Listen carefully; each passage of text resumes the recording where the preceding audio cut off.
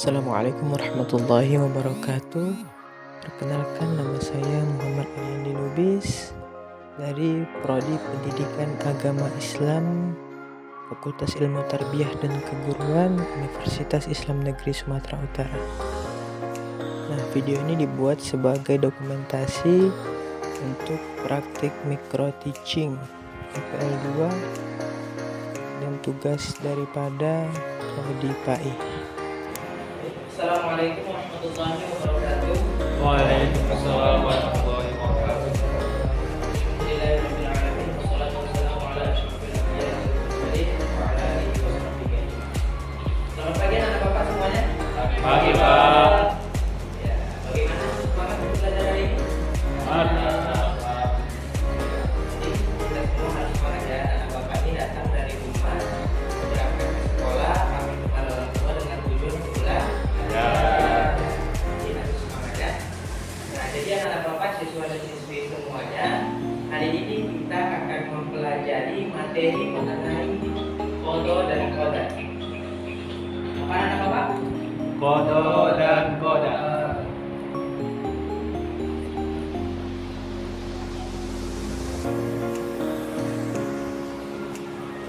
Ya, ini bacanya adalah kodo dan koda.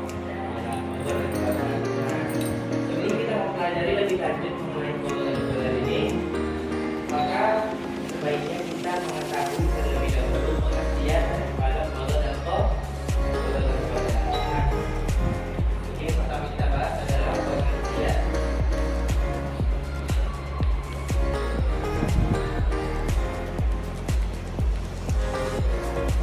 Nah, yang pertama adalah pengertian kodo.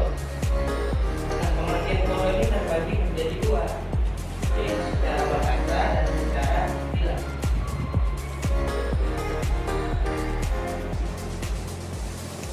Nah, Bapak ada yang tahu pengertian kodo secara bahasa? Iya. Ya. Ada lagi yang lain? Ketetapan. Nah, jadi kodo ini secara bahasa artinya ketetapan. Terus ketentuan. Apalagi keputusan. Bisa juga kehendak dan lain-lain sebagainya. Nah, jadi kodo ini secara bahasa artinya adalah ketetapan, ketentuan, keputusan dan juga kehendak.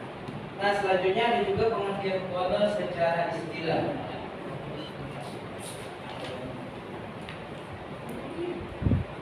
Nah, ada yang tahu apa pengertian kodo secara istilah? Ada lagi tahu? Nah, jadi pengertian kode secara istilah ini yaitu ketetapan dan ketentuan Allah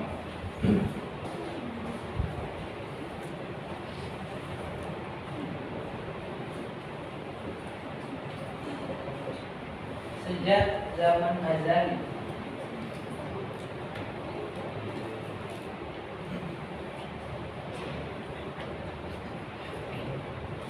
Atas segala sesuatu.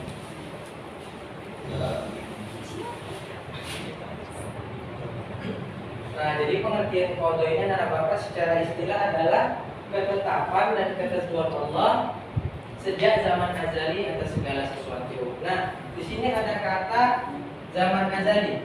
Ada yang tahu? Apa itu zaman azali? Tahu. Nah, ya bisa.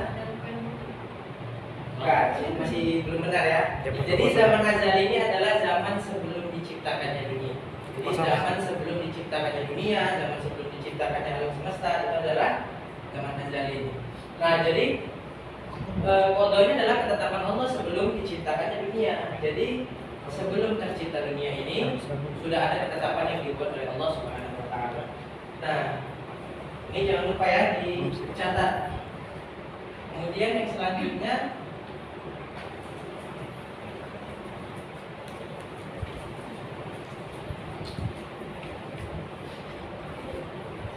selanjutnya adalah pengertian qadar ya. Pengertian qadar. Nah, ada yang tahu pengertian qadar ini apa secara bahasa? Nah, secara bahasa pengertian qadar ini adalah kepastian. Kemudian apa lagi? Aturan. Apa lagi? Dan ukuran.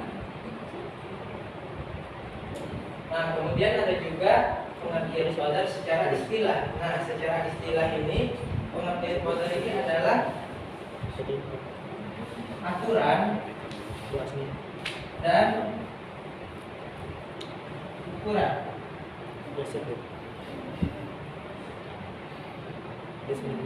yang diciptakan oleh Allah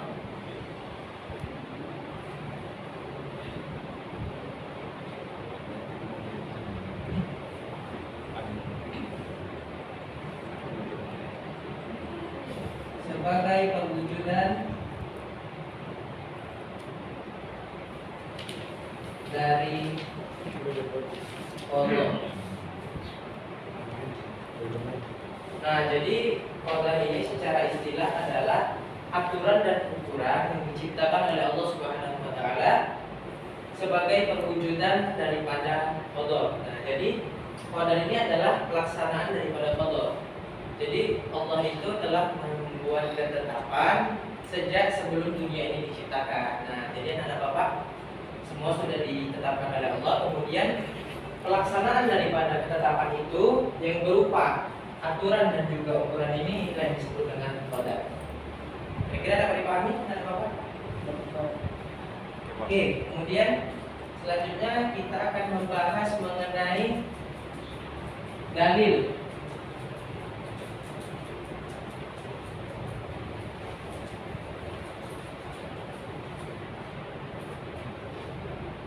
Dalil daripada qadar dan qadar.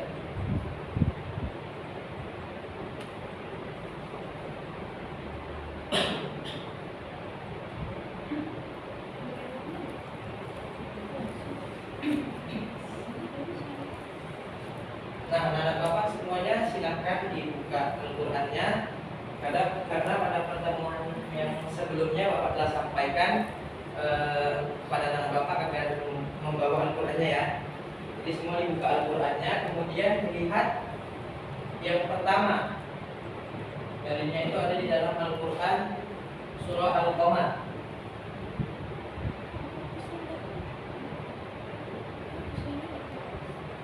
Ayat ke-49. Nah, jadi dibuka Al-Qur'annya, silahkan dicari surah ke-54. Cari surah ke-54, di situ ada tulisannya Al-Qur'an surah Al-Qamar. Nah, setelah dapat kemudian dicari ayat ke-49. Nah, pada ayat itu Allah berfirman, A'udzubillahi minasyaitonirrajim, inna kulla syai'in khalaqnahu biqadar. Yang artinya sesungguhnya kami menciptakan segala sesuatu itu menurut ukuran. Jadi maksud daripada ayat ini bahwasanya Allah telah menciptakan segala sesuatu yang ada di dunia ini sesuai dengan ukurannya, sesuai dengan kadarnya. Nah, kemudian yang kedua ada juga di dalam Al-Qur'an surah Al-Hadid. Dalam Al-Qur'an surah Al-Hadid ayat 22. Nah, silakan dibuka lagi Al-Qur'annya di Al-Qur'an surah Al-Hadid, yaitu Al-Qur'an surah ke-57 ya. Dibuka surah Al-Qur'an surah ke-57, di situ ada tulisannya Al-Qur'an surah Al-Hadid. Kemudian dibuka ayat ke-22. Nah, di situ Allah berfirman, tiada suatu bencana pun yang menimpa di bumi dan tidak pula pada dirimu sendiri melainkan telah tertulis di dalam kitab Lauhul Mahfuz sebelum kami menciptakannya. Jadi Allah katakan bahwasanya semua bencana yang ada di dunia ini dan juga bencana yang ada di diri kita yang menimpa kita itu semuanya telah ditetapkan sebelum dunia diciptakan.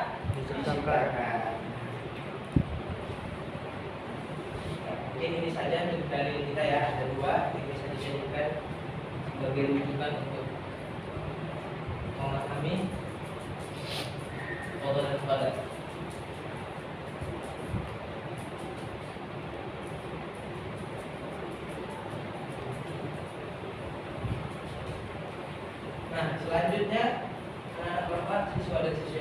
kemudian setelah kita mengetahui pengertian dan juga dalil-dalil, yang selanjutnya adalah macam-macamnya. Nah, seperti yang tadi dikatakan Haddad, bahwasanya qada dan qadar ini saling berkaitan satu dengan yang lainnya, sehingga ini sering kita sebut dengan takdir. Nah, takdir ini adalah segala ketentuan, ketetapan dari Allah Subhanahu wa taala kepada manusia dan juga makhluk selain manusia yang sesuai dengan kadar dan ukurannya masing-masing. Nah, jadi takdir ini terbagi menjadi dua. Ada yang tahu takdir apa? Ya, benar saya. Takdir mubram. Nah, takdir mubram ini apa? Ada yang tahu? Kemudian gimana ada?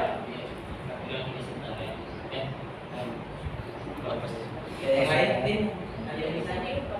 Ya, nah, jadi takdir mubram ini adalah takdir yang tidak bisa diubah.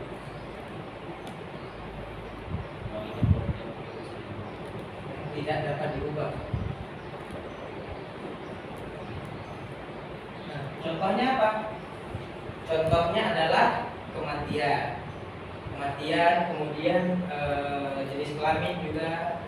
Nah, jadi kita ini sebelum kita lahir, sebelum kita diciptakan, kita sudah ditentukan kematian kita itu kapan. Jadi tidak bisa diubah lagi, walaupun kita berusaha sekuat tenaga tidak dapat diubah lagi. Kemudian yang kedua, apa tadi Rizna? Mu'alaq. Ya, nah, takdir mu'alaq. Ada yang tahu artinya? Ya, takdir yang dapat diubah.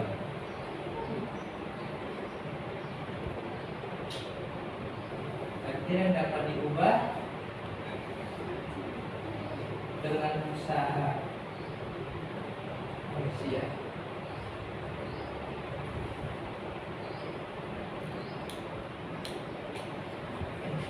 Nah, takdir mu'alaq ini adalah takdir yang berkebalikan dengan takdir mubram. Takdir ini adalah takdir yang dapat diubah dengan usaha manusia. Ada yang tahu contohnya? Ya, nah, miskin jadi kaya karena dia mau berusaha. Contoh lainnya ada talwi, dia mau menjadi guru kan, contoh. Kemudian dia berusaha, dia belajar dengan sungguh-sungguh. Kemudian dia berhasil masuk ke universitas yang dengan jurusan keguruan, sehingga dia dapat menjadi guru. Maka inilah contoh daripada takdir mu'alaq, takdir yang dapat diubah dengan usaha manusia. Nah, jadi anak-anak Bapak, setelah kita mempelajari pengertian, kita mempelajari dalil, kita mempelajari macam-macam daripada qada dan qadar ini, maka Bapak harapkan kita semua agar senantiasa mempercayai, kemudian kita beriman kepada qada dan qadar.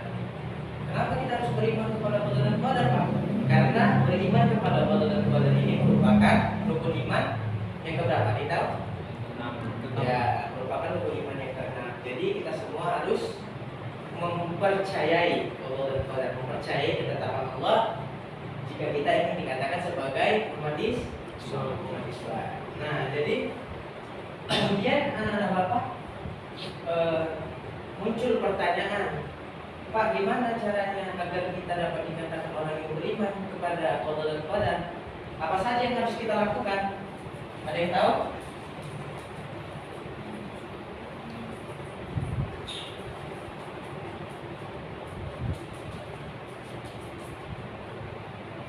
Jadi ada beberapa perilaku, sikap yang dapat kita lakukan agar kita dikatakan orang yang beriman kepada Allah dan Qadar.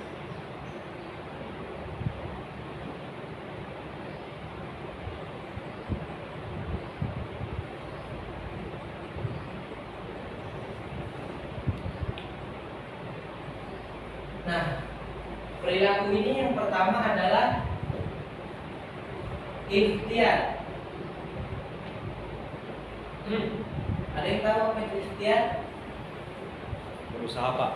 Ya, benar. Jadi ikhtiar ini adalah berusaha dengan sungguh-sungguh.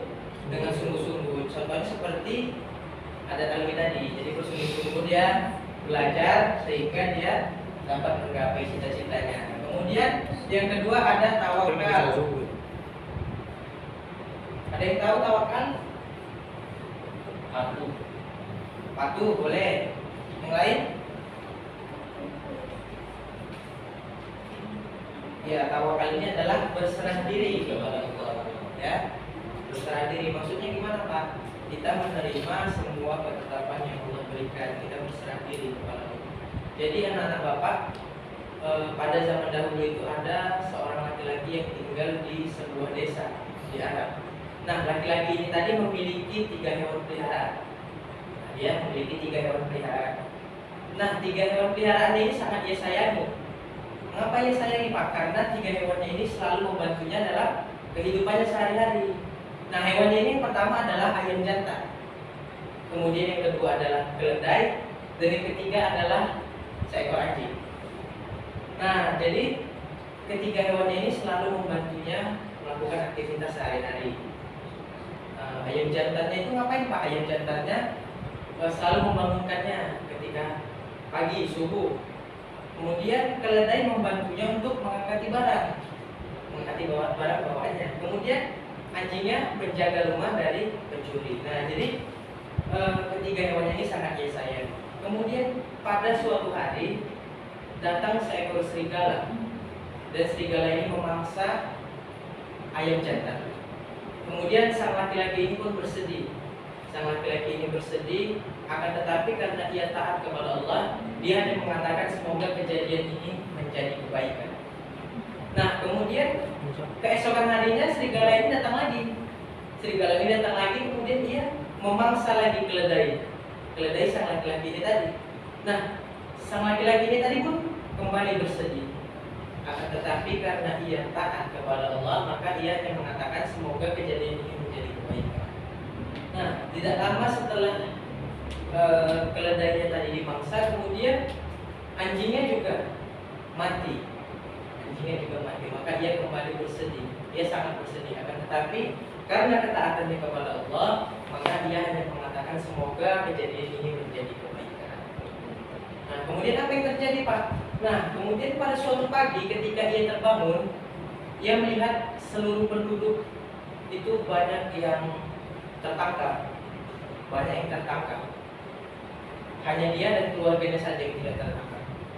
Kenapa tertangkap Pak? Karena mereka memiliki hewan peliharaan. Jadi setiap yang memiliki hewan peliharaan itu ditangkap karena dia dirasa membuat keributan dengan hewan peliharaan. Nah, jadi sang laki-laki ini tadi tidak ditangkap. Mengapa ini tidak ditangkap? Karena semua hewan peliharaannya telah mati, telah dimangsa oleh serigala. Jadi dia mendapat kebaikan dari musibah yang menimpanya. Jadi itulah pentingnya tawakal yang tadi. Jadi apapun yang menimpa kita, musibah yang menimpa kita, kita harus tetap berserah diri kepada Allah. Tapi harus diingat tawakal ini harus dibarengi dengan ikhtiar.